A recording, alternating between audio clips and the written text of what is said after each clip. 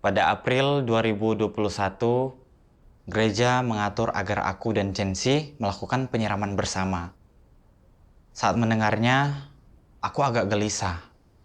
Chensi cakap dan dapat bersekutu tentang kebenaran dengan jelas. Aku takut dia akan mengungguliku setelah berlatih.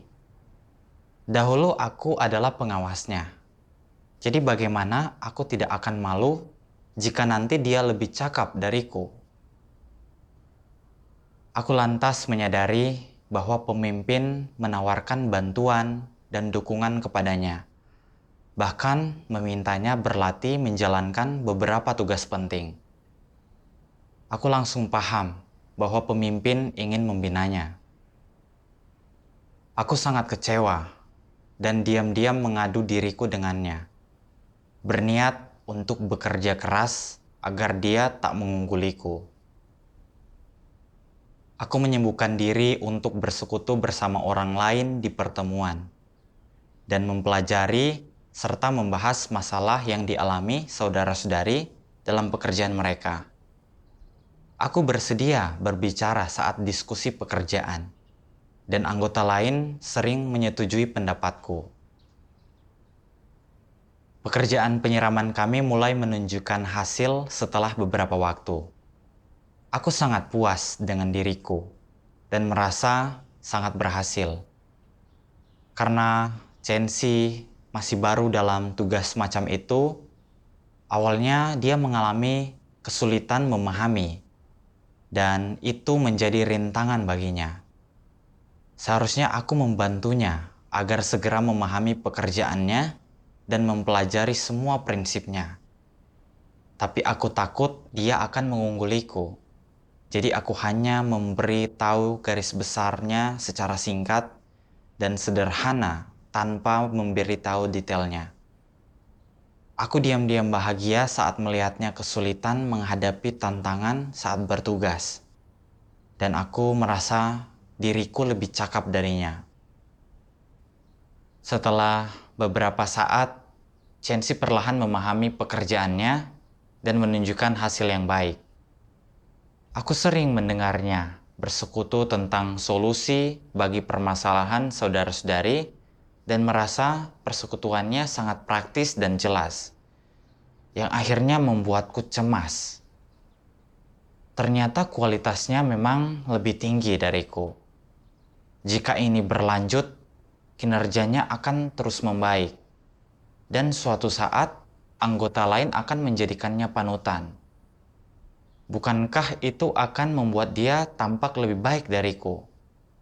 Aku makin merasa terancam. Setiap kali kami menghadiri pertemuan bersama orang lain, aku mengamati persekutuannya. Saat sadar bahwa persekutuannya mencerahkan, aku mencari cara agar persekutuanku lebih baik darinya.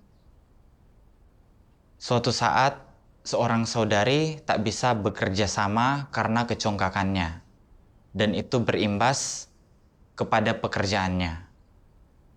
Aku memutar otak, berusaha mencari akar permasalahan, firman Tuhan yang sesuai, dan cara memasukkan pengalamanku ke dalam persekutuanku.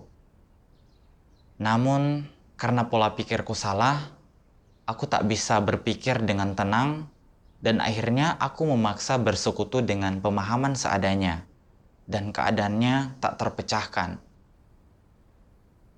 Namun, Chensi bersekutu dengan menggabungkan firman Tuhan dan pengalaman pribadinya. Saudari tersebut paham dan merasa siap untuk mengubah keadaannya.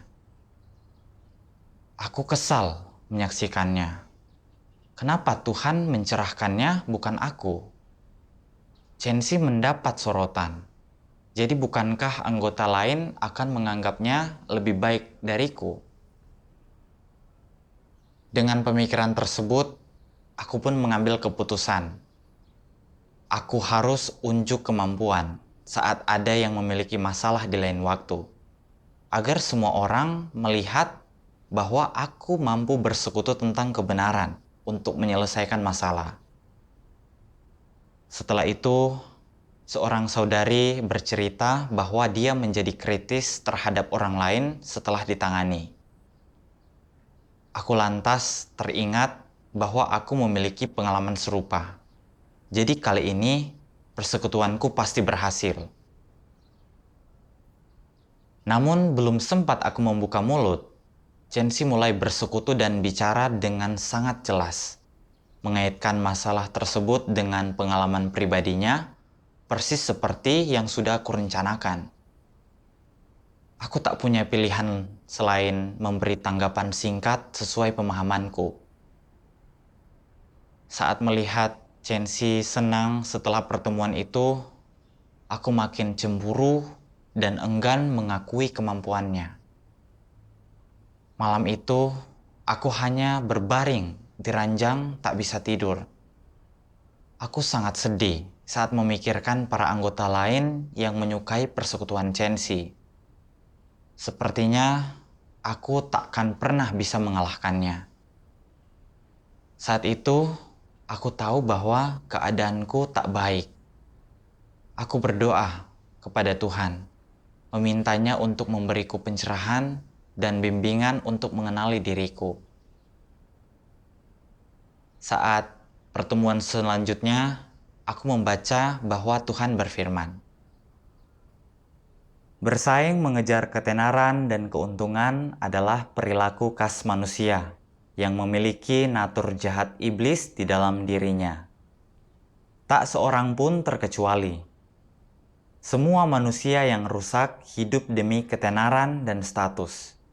Dan semua manusia akan membayar harga berapapun dalam perjuangan mereka untuk mengejar ketenaran dan status. Demikian pula dengan semua orang yang hidup di bawah kekuasaan iblis.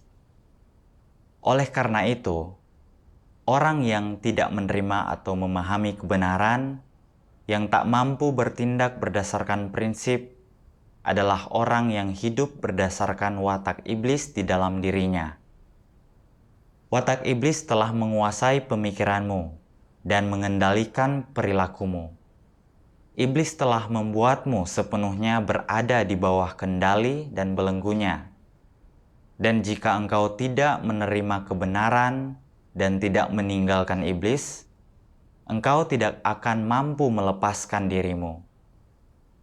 Jangan selalu berpikir untuk melampaui semua orang, melakukan segalanya dengan lebih baik daripada orang lain, dan menonjol dalam segala hal. Watak macam apa itu? Watak yang congkak. Orang selalu memiliki watak yang congkak, dan sekalipun mereka ingin berjuang untuk kebenaran dan memuaskan Tuhan, mereka gagal. Mereka dikendalikan oleh watak congkak yang membuat mereka menjadi mudah tersesat. Jika engkau memiliki watak seperti itu, engkau akan selalu berusaha mengalahkan orang lain, selalu berusaha mengungguli mereka, selalu berebut, selalu berusaha mengambil dari orang lain. Engkau sangat iri hati, engkau tidak menaati siapapun, dan selalu berusaha menonjolkan dirimu sendiri. Ini adalah masalah. Seperti inilah cara iblis bertindak. Jika engkau benar-benar ingin menjadi makhluk ciptaan Tuhan yang memenuhi syarat, jangan mengejar impianmu sendiri. Jika engkau berusaha menjadi lebih unggul dan lebih mampu daripada dirimu yang sebenarnya demi mencapai tujuanmu, ini adalah hal yang buruk. Engkau harus menaati pengaturan dan penataan Tuhan, dan tidak melampaui posisimu. Hanya inilah yang menunjukkan bahwa engkau berakal sehat. Firman Tuhan mengungkapkan keadaanku yang sesungguhnya. Aku selalu ingin berjuang agar menjadi nomor 1, dan tak mau dikalahkan orang lain. Jadi aku selalu berkompetisi dan ingin menonjol. Sejak mengawasi pekerjaan Chensi, saat berpartner dengannya, aku tak ingin tampil lebih buruk darinya dalam hal kecakapan kerja atau persekutuan kebenaran. Awalnya, aku sangat puas saat dia tak bisa mengungguliku. Namun saat melihatnya berkembang pesat, menyelesaikan masalah, dan bahkan mendapat persetujuan saudara-saudari, aku kesal dan cemburu, serta selalu berusaha berkompetisi dengannya. Aku bahkan ingin pamer saat bersekutu tentang kebenaran dan penyelesaian masalah, agar anggota lain menjadikanku panutan. Namun niatku salah. Aku hanya fokus memperoleh reputasi dan keuntungan, bukan merenungkan firman Tuhan. Jadi, aku hanya bisa bersekutu tentang doktrin yang membosankan, yang sama sekali tak membimbing anggota lain. Alih-alih merenung setelah kejadian tersebut, aku justru menyalahkan Tuhan karena tak mencerahkanku dan menunjukkan pertentangan. Baru saat inilah aku sadar bahwa sifatku sangat congkak dan tak masuk akal.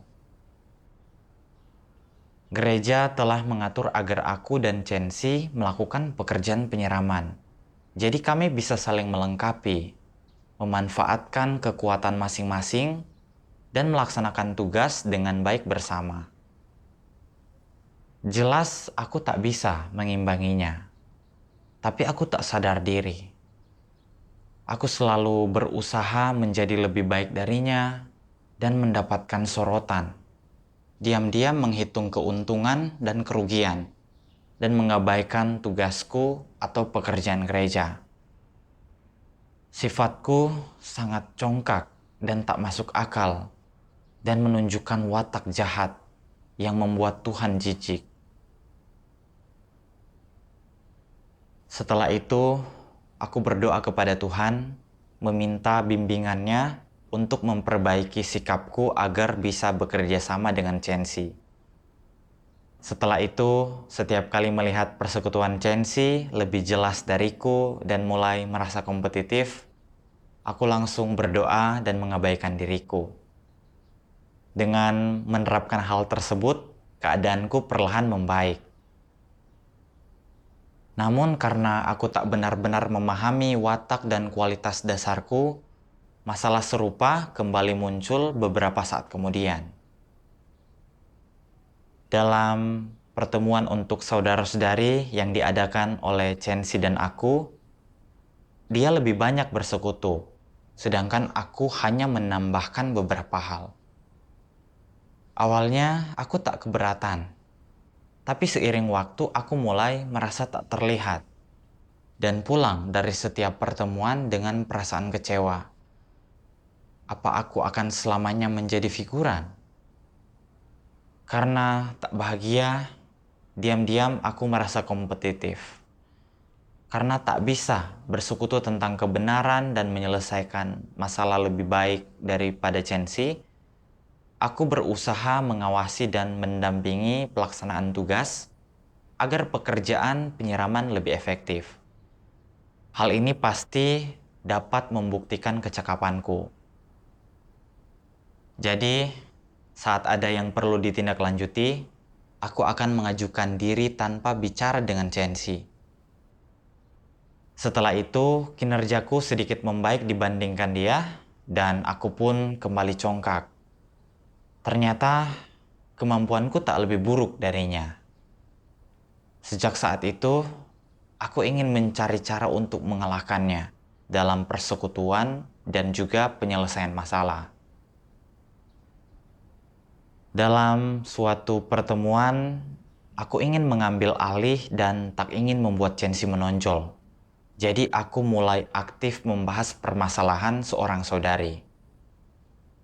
Namun, niatku salah dan aku terburu-buru bersekutu sebelum memahami masalahnya dengan baik.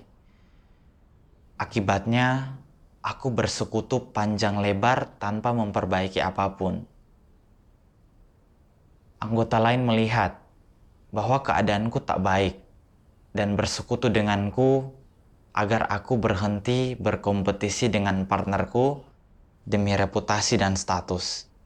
Karena hal itu hanya akan berimbas ke efektivitas kerja kami. Mendengar penjelasan mereka membuatku sangat malu dan kesal. Karena banyak waktu yang kubuang, kami tak sempat membahas masalah pekerjaan dan harus bergegas mengakhiri pertemuan. Di perjalanan pulang, aku memikirkan sikapku selama pertemuan. Itu adalah pil pahit yang harus kutelan. Aku hanya fokus untuk membuktikan bahwa aku lebih baik daripada Chensi dan membuang banyak waktu. Jadi masalah pekerjaan kami tak terselesaikan dan pertemuan itu tak membawa hasil. Aku mengganggu pekerjaan dan kehidupan gereja. Makin dipikirkan, aku makin kesal dan merasa tertekan. Aku tak tahu cara mengubah watak rusaku. Untuk beberapa saat, karena terlalu fokus memperjuangkan reputasi dan keuntungan, aku enggan membantu Chensi meski melihatnya kesulitan menjalani pekerjaan dan keadaannya, dan sering menyampaikan, secara langsung atau tidak langsung, bahwa dia tak berusaha, dan itu membuatnya merasa negatif. Jarak di antara kami melebar dan kinerja kami terimbas. Saat pemimpin mengetahui keadaanku, dia menanganiku karena aku memperjuangkan reputasi dan keuntungan, tapi mengesampingkan partnerku dan menunjukkan kemanusiaan yang buruk. Perkataannya sangat mengena. Jadi aku berdoa, meminta pencerahan Tuhan agar aku bisa mengenali diri sendiri dan menyelesaikan masalahku. Lalu, aku membaca beberapa firman Tuhan. Masing-masing dari antaramu telah naik ke tempat tertinggi di antara orang banyak. Engkau telah naik sehingga menjadi nenek moyang orang banyak. Engkau bersikap sangat seenaknya dan berlari liar di antara semua belatung, mencari tempat yang tenang, dan berusaha memangsa belatung yang lebih kecil daripadamu. Engkau jahat dan kejam dalam hatimu, melebihi bahkan hantu-hantu yang telah tenggelam ke dasar laut. Engkau hidup di dasar tumpukan sampah, mengganggu belatung-belatung dari atas sampai ke dasar, sampai mereka tidak merasakan kedamaian. Saling berkelahi satu sama lain sebentar dan kemudian tenang. Engkau semua tidak tahu tempatmu, tetapi engkau tetap berkelahi dengan sesamamu di tumpukan sampah. Apa yang bisa engkau dapatkan dari pergumulan seperti itu? Jika engkau benar-benar memiliki sikap yang menghormati aku dalam hatimu, bagaimana engkau bisa berkelahi dengan sesamamu di belakangku? Seberapapun tingginya statusmu, bukankah engkau sebenarnya adalah cacing kecil yang bau di tumpukan sampah? Akankah engkau mampu menumbuhkan sayap dan menjadi burung merpati di langit? Saat membandingkan diriku dengan firman Tuhan, aku sadar bahwa itu adalah gambaran diriku. Aku terlalu memikirkan diri sendiri, berpikir bahwa aku harus lebih baik daripada Chensi dalam segala hal, karena aku pernah menjadi pengawasnya. Aku berjuang mengalahkannya terang-terangan dan diam-diam. Aku tak membahas tindak lanjut pekerjaan penyiraman dengannya, tapi bertindak sendiri. Dan aku ingin memecahkan masalah dalam pertemuan sebagai bukti bahwa aku lebih baik darinya. Tapi aku tak mempertimbangkan kemampuanku menyelesaikan masalah orang, dan maupun imbas tindakanku terhadap efektivitas pertemuan. Saat menyadari bahwa Chensi kesulitan dalam bertugas dan dalam keadaan yang tak baik, aku tak hanya gagal menolongnya, tapi aku juga senang melihatnya sengsara, sengaja meremehkannya, serta bergembira di atas penderitaannya. Hal tersebut membuatnya makin merasa negatif. Aku sadar bahwa aku tak menunjukkan kemanusiaanku. Aku sadar bahwa Tuhan menyingkapkan belatung yang tak menyadari nilai dirinya, tapi tetap ingin terbang di langit seperti merpati. Aku sangat malu. Aku merasa diriku sejelek belatung dan tak tahu diri. Aku sungguh tidak memahami kebenaran yang sesungguhnya dan tak bisa menyelesaikan masalah nyata orang lain, tapi tetap ingin pamer dan melampaui mereka. Hal tersebut bukan hanya menyakiti saudariku, tapi juga mengganggu pekerjaan gereja. Aku makin merasa bersalah dan berutang saat memikirkannya. Lalu, aku menonton video pembacaan firman Tuhan yang menyingkapkan para antikristus. Tuhan Yang Maha Kuasa berfirman, "Apa semboyan para antikristus di kelompok manapun mereka berada?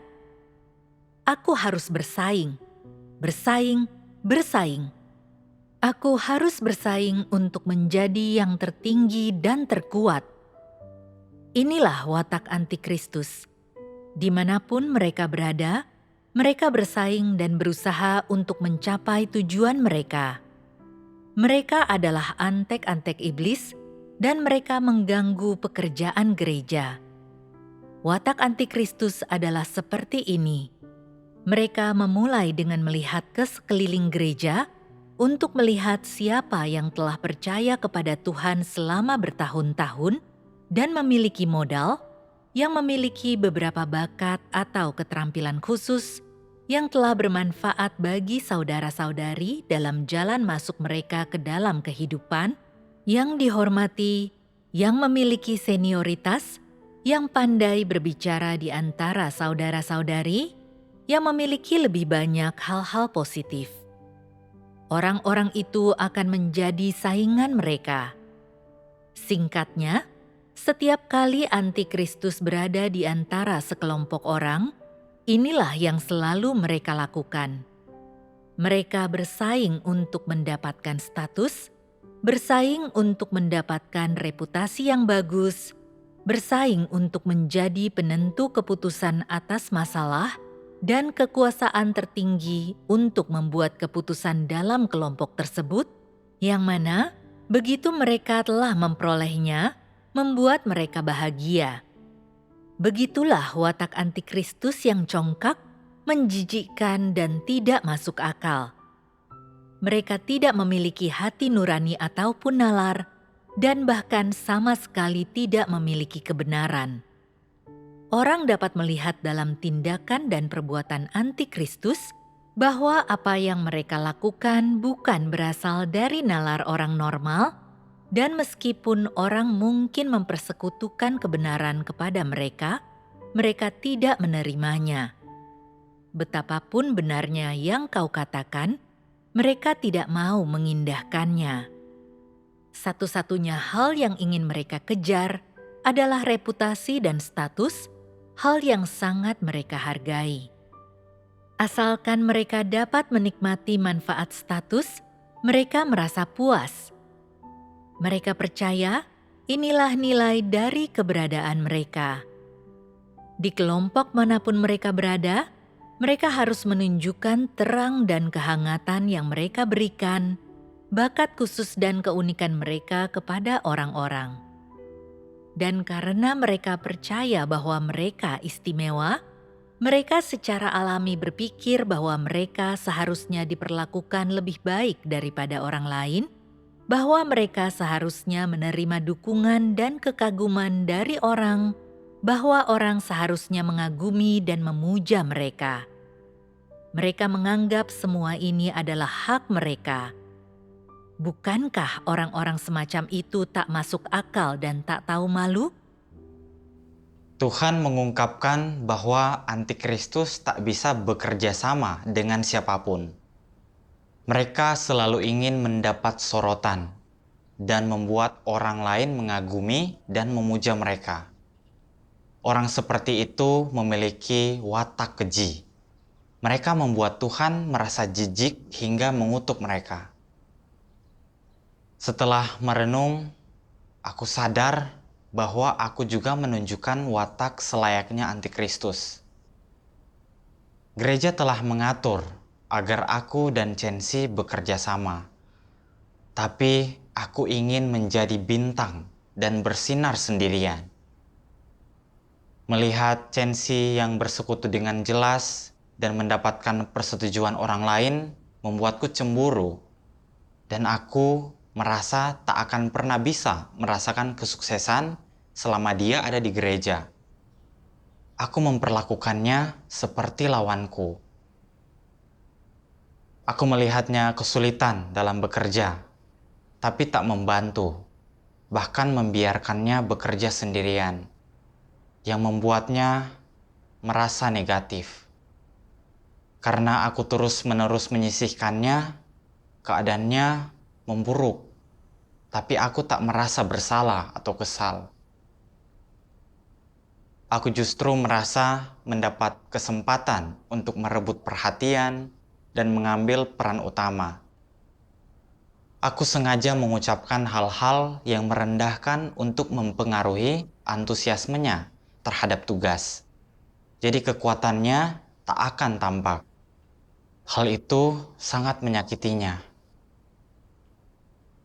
Aku dipenuhi pikiran jahat seperti hanya boleh ada satu laki-laki alfa. Dan di seluruh alam semesta ini, akulah yang berkuasa. Aku ingin diriku yang menonjol. Aku terus menyisihkan dan menyakitinya agar aku dapat mendominasi. Aku sama sekali tak memiliki hati nurani. Aku teringat beberapa antikristus di gereja. Mereka hanya memedulikan status dan berusaha membuat orang lain mengagumi mereka. Mereka tak tahan jika ada orang lain yang melampaui mereka. Dan begitu status mereka terancam, mereka akan menggunakan taktik busuk untuk menekan dan menghukum orang lain. Akhirnya, mereka disingkapkan dan disingkirkan oleh Tuhan karena semua kejahatan tersebut.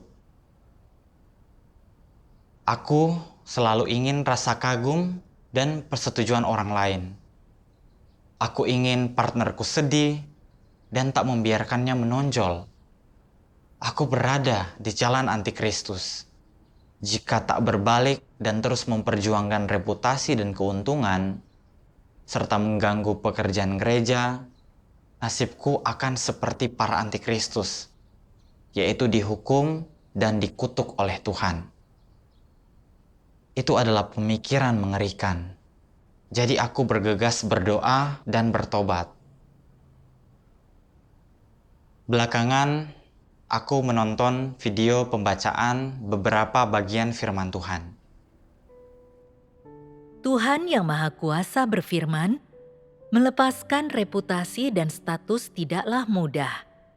Itu tergantung pada apakah orang mengejar kebenaran atau tidak. Hanya dengan memahami kebenaran, barulah orang mampu mengenal dirinya sendiri, mengerti dengan jelas betapa hampanya mengejar reputasi dan status itu, serta mengenali kebenaran tentang kerusakan manusia. Hanya setelah itulah, orang dapat benar-benar meninggalkan status dan reputasi.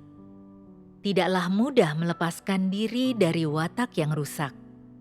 Mungkin engkau telah mengakui bahwa engkau tidak memiliki kebenaran, penuh dengan kekurangan, dan menyingkapkan terlalu banyak kerusakan, tetapi engkau tidak berupaya mengejar kebenaran, dan engkau secara munafik menyamarkan dirimu, membuat orang percaya bahwa engkau dapat melakukan apapun.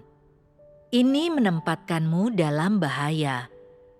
Cepat atau lambat itu akan menyebabkan masalah bagimu. Engkau harus mengakui bahwa engkau tidak memiliki kebenaran dan cukup berani untuk menghadapi kenyataan.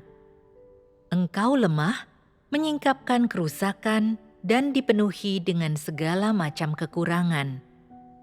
Ini normal.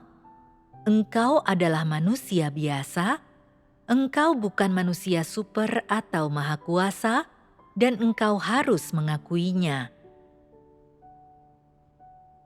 Apa prinsip-prinsipmu dalam berperilaku? Engkau semua harus berperilaku sesuai dengan posisimu, menemukan posisi yang tepat untukmu, dan melakukan tugas yang seharusnya kau lakukan. Hanya orang seperti inilah yang berakal sehat. Sebagai contoh, jika ada orang yang cakap di suatu profesi dan dapat memahami prinsip-prinsipnya, maka mereka harus mengambil tanggung jawab dan melakukan pemeriksaan akhir di area tersebut. Jika ada orang yang dapat memberikan gagasan dan wawasan sehingga memungkinkan semua orang lainnya untuk membangun di atas gagasan mereka dan melaksanakan tugas mereka dengan lebih baik, maka mereka seharusnya memberikan gagasan.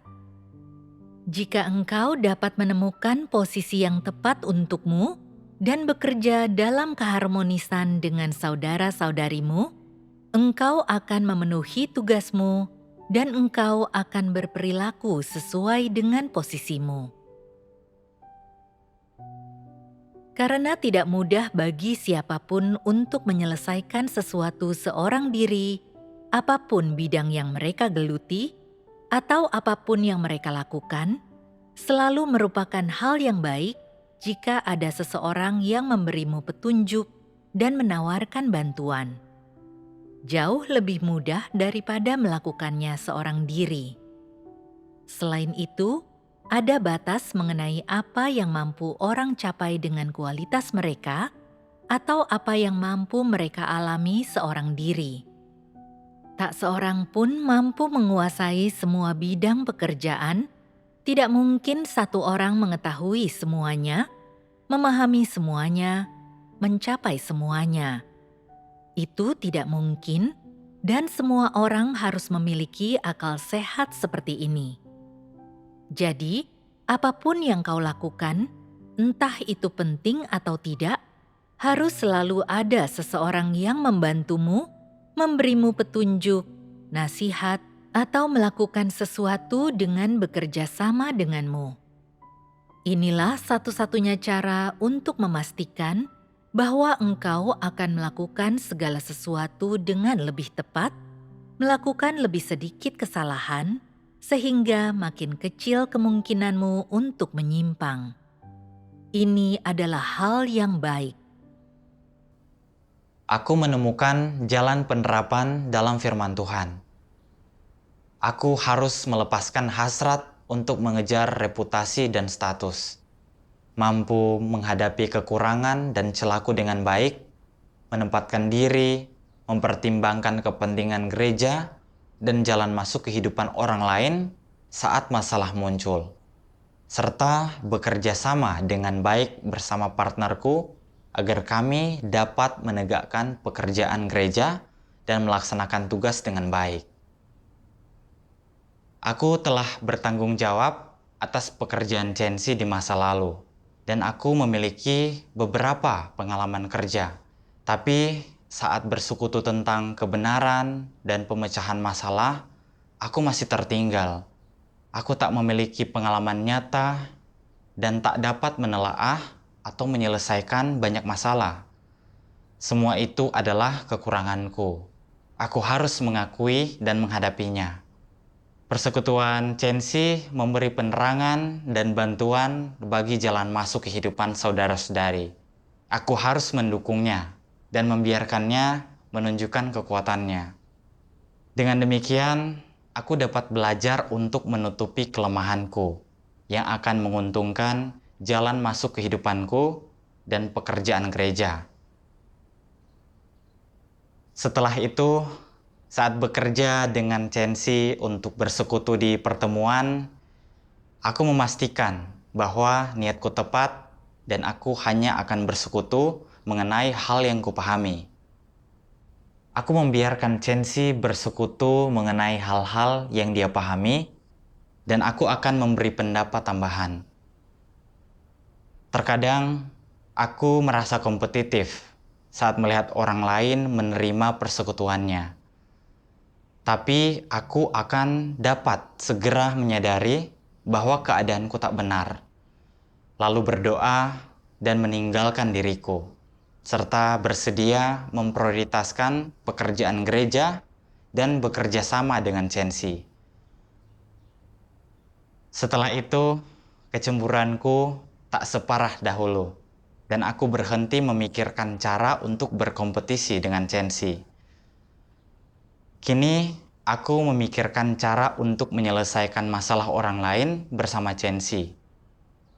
Aku tak lagi terkekang oleh watak rusakku dan mampu menyelesaikan kewajibanku.